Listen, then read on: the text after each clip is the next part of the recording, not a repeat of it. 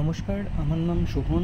আপনারা দেখছেন শোভনিশ ইউটিউব চ্যানেলে পুষ্টি বিচার। আজকে আমরা পুষ্টি বিচার করব একটি কন্যা লগ্নের পুষ্টি। তো এখানে আমরা যে পুষ্টিটা দেখছি কন্যা লগ্ন, কেন কি প্রথম ঘর, যে ঘরটা ব্রাইট হচ্ছে, এই ঘরটায় যেখানে 6 লেখা আছে, এটি হচ্ছে লগ্নের প্রথম ঘর। সেখানে 6 লেখা আছে মানে 6 নাম্বার রাশি, 6 নাম্বার রাশিতে তার লগ্ন বসেছে। তো 6 নাম্বার রাশি হচ্ছে কন্যা রাশি। তো কন্যা রাশির ঘরে লগ্ন বসায় কন্যা লগ্ন, এবং তার পাশে সিংহ রাশির ঘরে চন্দ্র বসেছে মুন, সেই জন্য সিংহ রাশি। তো কন্যা লগ্ন সিংহ রাশি এই জাতকে।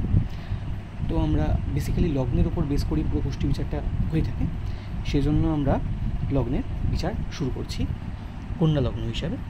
কন্যা লগ্নের ঘরে প্রথম ঘরে বুধ রয়েছে। বুধ এখানে থাকা উচ্চস্থ করে বুদ্ধকে কন্যা লগ্নের ঘরে। আর এখানে জাতক তীক্ষ্ণ বুদ্ধিসম্পন্ন হবে, ভীষণ ভালো ইন্টেলেক্ট থাকবে, আর খুব শার্প মাইন্ডেড হবে, আর ইউথফুলও হবে। সেকেন্ড ঘরে আসছি, সেকেন্ড ঘর এখন ফাঁকা। আচ্ছা, এখানে প্লুটো আছে, বাট প্লুটোকে আমরা গুরুত্ব দিই না বৈদিক অ্যাস্ট্রোলজিতে। তৃতীয় ভাব যেখানে 8 লেখা আছে, এই ঘরটিও ফাঁকা, কিন্তু এই ঘরে জুপিটারের দৃষ্টি আছে, সেটা ভাগ্যভাব থেকে আছে। তৃতীয় ঘর হচ্ছে ছোটো ভাই বোনের ঘর, ছোটোখাটো যাত্রার ঘর, এছাড়া বাধা বিঘ্নেরও ঘর, পরাক্রমেরও ঘর। তো সেই ঘরে ভাগ্যভাব থেকে জুপিটার দৃষ্টি দিচ্ছে, বৃহস্পতি দৃষ্টি দিচ্ছে, সেক্ষেত্রে ভালো ফল দেবে। কেন কি বৃহস্পতি এই ক্ষেত্রে কন্যা লগ্নের ক্ষেত্রে বেশ যোগকারক গ্রহ, এবং সে যখন পরাক্রমভাবে দৃষ্টি দিচ্ছে, পরাক্রম বাড়াবে, বাধা বিঘ্ন দূর করবে এবং পরিশ্রমের ফল পেতে সাহায্য করবে। এরপর আসছি চতুর্থ ঘরে। চতুর্থ ঘর যেখানে 9 লেখা আছে, সেখানে শনি বসে আছে, ইউরেনাস নেপচুনও বসে আছে। ইউরেনাস নেপচুনকে আমরা বিচার করব না, শুধু শনিকে বিচার করছি। সেক্ষেত্রে শনি পঞ্চমপতি এবং ষষ্ঠপতি হয়ে চতুর্থভাবে বসা খুবই ভালো ফল দেবে, খুবই ভালো ফল দেবে। এবং ধন কুটুম বাণীর ঘর চতুর্থ ঘর, সেইখানে ধন কুটুম বাণী রিলেটেড খুব ভালো ফল শনি ওকে দেবে। এখানে একটা যেটা নেগেটিভ হতে পারে স্লাইড, সেটা হচ্ছে মায়ের স্বাস্থ্য কিছু অবনতি আসতে পারে শনির দশা মহাদশায়। সেখানে বিশেষ করে হাড়ে চোট আঘাত সংক্রান্ত বা হাড় সংক্রান্ত কোনো অসুস্থতা হতে পারে মায়ের, কিন্তু মোস্টলি শনি ভালো রেজাল্ট দেবে। এবং এটাও শনি কেন দেবে, যেহেতু ষষ্ঠপতির রোগ, সে এসে মাতৃভাবে বসেছে, ভূমিমাতা বাহন, তাই শনি মায়ের রোগকেও ডিনোট করছে। আচ্ছা, এরপর যাই, মোটামুটি চতুর্থ ভাব ভালো। এরপর যাচ্ছি পঞ্চম ভাবে, যেখানে 10 লেখা আছে। এইখানে পঞ্চম ভাব শনিরই ভাব, কিন্তু ওই ঘরটি এই মুহূর্তে এখানে ফাঁকা আছে, কিন্তু ওই ঘরে দৃষ্টি আছে কার, শুক্রের দৃষ্টি আছে। ঠিক তার অপোজিটে যেখানে 4 লেখা আছে, সেটা একাদশ ঘর, সেই একাদশ ঘর থেকে শুক্রের দৃষ্টি আছে পঞ্চম ঘরে, পঞ্চম ভাব যেখানে 10 লেখা আছে।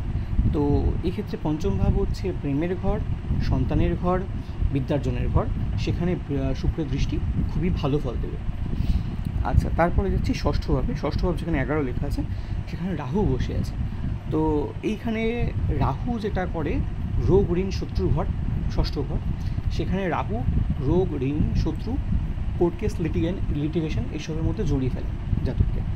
তো এই সমস্ত সংক্রান্ত সমস্যা থাকবে, শত্রু থাকবে, অকারণ শত্রুতা করবে, খুব ধূর্ত প্রকৃতির শত্রু হবে।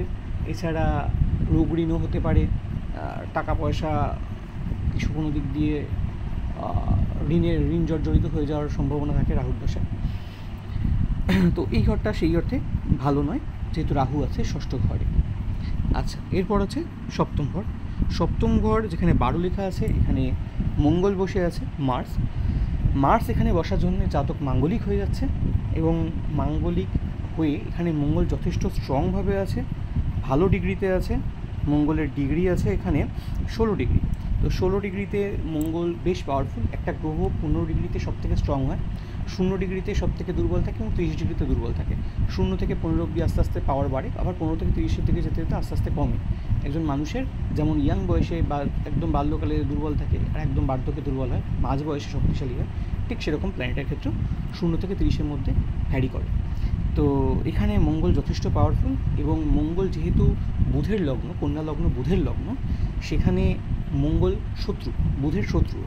তো মঙ্গল এই লগ্নের ক্ষেত্রে মারক গ্রহ, সে সপ্তমভাবে বসেছে, তাই সপ্তম ভাব যেটা পার্টনারশিপের ঘর, বিবাহের ঘর, সেইখানে বৈবাহিক সম্পর্কে অবনতি, বিবাহের মধ্যে সমস্যা আর পার্টনারশিপেও কিছু সমস্যা, এই ধরনের সমস্যার সম্মুখীন করবে এবং মঙ্গলের দশা অন্তর্দশা মহাদশায় বেশ সমস্যা ফেলবে, বিশেষ করে বৈবাহিক জীবন। আচ্ছা, এরপর আসছি আমরা অষ্টম ঘর, যেখানে 1 লেখা আছে। এই ঘরটি এখানে ফাঁকা আছে আপাতত এবং সরাসরি কোনো দৃষ্টি দেখা যাচ্ছে না। আচ্ছা, এরপরে আসছি নবম ভাব, যেখানে 2 লেখা আছে, সেখানে জুপিটার বসে আছে, বৃহস্পতি ভাগ্যভাবে বসেছে। বৃহস্পতি কন্যা লগ্নের ক্ষেত্রে যোগকারক গ্রহ, সেটা ভাগ্যভাবে বসেছে, খুব ভালো ফল দেবে এবং ভাগ্যভাবের সঙ্গে স্পিরিচুয়ালিটিরও ঘর নবম ঘর, সেই জন্য স্পিরিচুয়ালিটির দিক দিয়েও বৃহস্পতি খুব ভালো ফল দেবে। আমরা জানি যে বৃহস্পতি দেবগুরু, তো তিনি এমনি স্পিরিচুয়াল এবং স্পিরিচুয়ালিটির কারক গ্রহ, স্পিরিচুয়ালিটির ঘরেও বসেছে, ধর্মের ঘরে বসেছে, তো ধার্মিক বানাবে জাতককে এবং ওভারঅল ভাগ্য ভালো করবে। আচ্ছা, তারপর আসছি আমরা দশমভাবে, যেখানে 3 লেখা আছে। দশমভাবে শনি দৃষ্টি পড়ছে, শনি এখানে দৃষ্টি দিয়ে ভালো ফল দেবে, আর অন্য কোনো গ্রহের এখানে অবস্থান নেই, কিন্তু ওভারঅল দশমভাবে শনি দৃষ্টি থাকার জন্য ভালো। এরপর আসছি একাদশ ভাব, এই ঘরটি অত্যন্ত ভালো ঘর।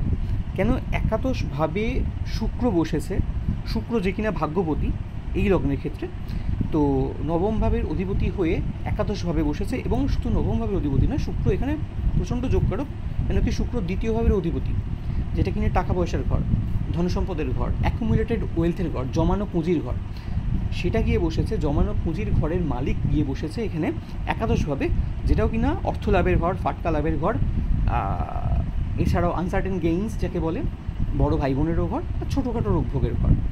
তো ছোটোখাটো রোগভোগের যেটা হয়তো হতে পারে খুব সামান্যই, কিন্তু যেটা মেন বেনিফিট দেবে শুক্র এখানে, প্রচুর টাকা পয়সা দেবে, প্রচুর অর্থ দিতে পারে যদি শুক্র পাওয়ারফুল হয়। কিন্তু যেটা দেখতে পাচ্ছি যে শুক্র এখানে ডিগ্রি ওয়াইজ ততটা পাওয়ারফুল নয়, 9 ডিগ্রিতে আছে, যেমন কি বললাম 15 ডিগ্রিতে গেলে সব থেকে স্ট্রং হয়, শুক্র সেই তুলনায় এখানে উইক। তো শুক্রকে পাওয়ার দেওয়া উচিত। এই কুষ্টি অনুযায়ী আমি যেটা অ্যানালিসিস করে বুঝতে পারছি যে শুক্রের জন্য এনার রত্ন পড়া উচিত, শুক্রের জন্য ওপাল পড়তে পারেন, শুক্রের জন্য জারকন পড়তে পারেন, যদি অর্থের করা যায়, ব্যবস্থা করা যায়, সেক্ষেত্রে হিরে পড়লে খুবই ভালো ফল পাওয়া যাবে, হিরে বা শ্বেত পোখরাজও পড়া যেতে পারে। আচ্ছা, এবার আসছি আমি দ্বাদশভাবে আছে কেতু, সূর্য এবং চন্দ্র। তো রাহু কেতু কখনো সূর্যের সংস্পর্শে এসে অস্ত হয় না, তো বাকি সমস্ত গ্রহগুলো অস্ত হয়ে যায়। সেক্ষেত্রে কেতু এখানে দ্বাদশভাবে স্পিরিচুয়ালিটির ঘর, কেতু স্পিরিচুয়াল করবে, কিন্তু ওভারঅল যেহেতু 6, 8 আর 12 ঘরটাকে আমরা খারাপ ঘর হিসেবে ধরি, সেই জন্য দ্বাদশভাবে কেতুর বসা খুব ভালো ফল দেবে না, মিক্সড রেজাল্ট দিতে পারে, স্পিরিচুয়ালিটির দিক দিয়ে ভালো কিন্তু অন্যান্য দিক দিয়ে খারাপ ফল দেবে। দ্বাদশভাব হচ্ছে বিদেশ সেটেলমেন্টের ঘর, দ্বাদশভাব হচ্ছে নির্বাসনের ঘর, দ্বাদশভাব জেলযাত্রা, দ্বাদশভাব ডেট প্লেজারও বটে, আর দ্বাদশভাবটি আমরা ক্ষয়স্থানও বলি, তো এখানে ক্ষয়ও বলি, আবার মুক্তির ভাবও বটে, মুখের ভাবও বটে। কিন্তু এখানে সূর্য, চন্দ্র এবং কেতু 3টি গ্রহ বসে যাওয়া ভালো ফল দেবে না, খারাপ ফলের দিকেই নির্দেশ করছে এবং দ্বাদশ ভাব রিলেটেড মোস্টলি খারাপ ফলই ডিনোট করছে। সেই জন্য আমার মতে এখানে সূর্য, কেতু বা চন্দ্রকে পাওয়ার দেওয়া উচিত না এই লগ্নে, বা এদের রত্ন পড়া উচিত না। এই লগ্ন থেকে যাচাই করে বোঝা যাচ্ছে যে এনার যেটা সব থেকে প্রয়োজন সেটা হচ্ছে শুক্রকে রত্ন পড়ানো প্রয়োজন, মানে শুক্রের রত্ন পড়া প্রয়োজন, এবং এরপর যদি কিছু পড়তে চান তাহলে শনির রত্ন পড়লে খুব ভালো ফল পাবে। কেন কি শনির ডিগ্রি ওয়াইজও শনি খুব বেশি স্ট্রং না, শনি এখানে আছে, স্যাটার্নের ডিগ্রি আছে মাত্র 2 ডিগ্রি, তো 2 ডিগ্রি খুবই উইক। তো এখানে একটি নীলা, এক শুক্রের রত্ন, শুক্রের রত্নের 4টি অপশান রয়েছে, ওপাল আছে, জারকান আছে, শ্বেত পোখরাজ আছে, হিরে আছে, এইগুলি পড়তে পারে যেমন অর্থের সংকলন হবে সেই অনুযায়ী, আর এছাড়া একটা নীলা পড়তে পারে, এবং তারও পরে যদি আরও মনে হয় সেক্ষেত্রে একটা পান্নাও ধারণ করা যেতে পারে, কিন্তু পান্নার প্রয়োজন নেই, বুধ যথেষ্ট স্ট্রং, এরপরেও যদি জাতক চায় করতে পারে, কিন্তু সবথেকে প্রয়োজন শুক্রকে পাওয়ার দেওয়া এবং শনিকে পাওয়ার দেওয়া। তো আমি এনাকে পার্সোনালি চিনি, তো ইনি সোকল্ড একজন প্রফেশনাল জ্যোতিষীর সঙ্গে আলোচনা করে বর্তমানে বা আগে বোধহয় পড়তেন, একটি পোখরাজ পড়তেন এবং একটি ক্যাটসাই পড়তেন। তো এক্ষেত্রে বলে রাখি যে আমাদের এখানে পূর্ব ভারতে বিশেষ করে একটি ধারণা প্রচলিত আছে, যার জন্য আমার নিজেরও ব্যক্তিগতভাবে জ্যোতিষচর্চা শুরু করা, কেন কি আমিও প্রচুর ভুল গাইডেন্স পেয়েছি, ভুলভাল পাথর সাজেশন পেয়েছি। তো যেটা হয়, এখানে একটা ধারণা আছে যে কোনো গ্রহ যদি খারাপ ফল দেয় বা খারাপ ঘরে থাকে, তাকে তার পাথর দেওয়া হয়। ইভেন সে যদি নিচস্থ থাকে, তাকে তার পাথর দেওয়া হয় এবং ধরে নেওয়া হয় যে সে ভালো ফল দেবে। কিন্তু মোস্টলি এটা একটা সিম্পল একটা কনসেপ্ট, যে যদি কোনো জিনিস আমার জন্য খারাপ হয়, আমার কোনো একজন মানুষ যদি আমার শত্রু হয়, তাকে আমি যদি আরও শক্তিশালী করি, তাহলে সে আমার ক্ষতিই করবে, সে কখনো আমার ভালো করবে না, সে তুষ্ট হবে না। বরং যে আমার বন্ধু, হয়তো সে দুর্বল, তাকে যদি আমি শক্তিশালী করি, তাহলে সে আমাকে প্রোটেক্ট করবে। তো এখানে সিম্পল সেই লজিকটাই খাটবে এই কুষ্টি বিচারের ক্ষেত্রে। যে গ্রহটা ভালো ফল দিচ্ছে কুষ্টিতে, তাকে আমি আরও পাওয়ার দেবো। যে গ্রহটা খারাপ ফল দিচ্ছে, তার আমি অন্যান্য রেমেডিস করবো, তার মন্ত্র পাঠ করবো, তার অন্যান্য কোনো রেমেডিস থাকলে সেগুলো করবো, কিন্তু এই স্টোন দিয়ে তাকে আমি আরও পাওয়ার দেবো না, সে তুষ্ট হবে না, সে আরও শক্তিশালী হয়ে আমাকে ডাবল ক্ষতি করবে। তো যাই হোক, এখন ক্যাটসাই এনার যেটা পড়া তো খুবই আমার মতে খারাপ, উচিতই না। আর পোখরাজে কোনো অসুবিধা নেই, কিন্তু অলরেডি বৃহস্পতির ডিগ্রি খুব ভালো। বৃহস্পতি এখানে জুপিটার 12 ডিগ্রিতে বসে আছে, মানে প্রায় 15 ডিগ্রির কাছাকাছি, এবং ভাগ্যভাবে বসে আছে, খুবই ভালো। বৃহস্পতিকে পাওয়ার না দিলেও চলবে, পোখরাজ না পড়লেও এনার চলবে, কিন্তু এনার শুক্রের রত্ন পড়াটা ভীষণ প্রয়োজন, যেহেতু শুক্রের ডিগ্রি কম, এবং শনির রত্ন পড়লে অত্যন্ত ভালো ফল পাবে। আচ্ছা, এখানে আমার অ্যানালিসিস কমপ্লিট হচ্ছে। এছাড়াও দশা আছে, দশা নিয়ে আমরা যেরকম কি আলোচনা করছি না, কেন ভিডিও লং হয়ে যাচ্ছে। তো আমরা এখানেই কুষ্টি বিচার শেষ করলাম। ওকে, থ্যাংক ইউ।